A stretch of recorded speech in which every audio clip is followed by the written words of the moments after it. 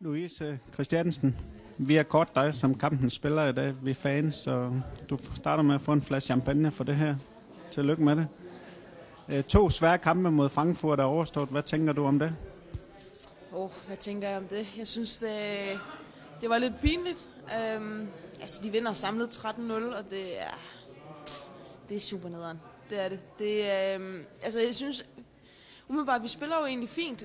Vi skaber ikke de helt store chancer, vi skaber ikke særlig mange chancer, men vi spiller egentlig fint fodbold, men de er bare effektive. Det må vi give dem. Det er et sindssygt godt hold, vi møder, og nu håber jeg sådan set, at de går hele vejen, sådan så at det ikke ser så dumt ud, vi har tabt så stort.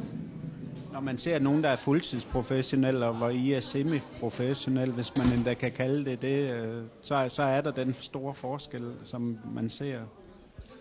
Ja, der er stor forskel på, at de laver jo ikke andet end at træne hele tiden og have fodbold på hjernen. Det har vi ikke. Vi har for nogen en lidt stresset hverdag, hvor vi skal få det hele til at gå op i en højere enhed. Det hele skal hænge sammen, og det er jo, de har bare mulighederne. Der er nogle større muligheder i tysk fodbold, og jeg misunder, at de kan få lov til det her hver dag. Det er det, der er det sjoveste at lave hele verden, og det får de lov til.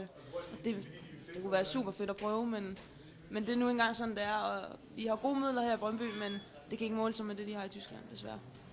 I har gjort det rigtig flot, og jeg synes, I kan se tilbage på en stolthed over det her resultat, I har skabt med et amatørhold, så rigtig, rigtig flot, og held og lykke på onsdag og fremadrettet i 3F-ligaen.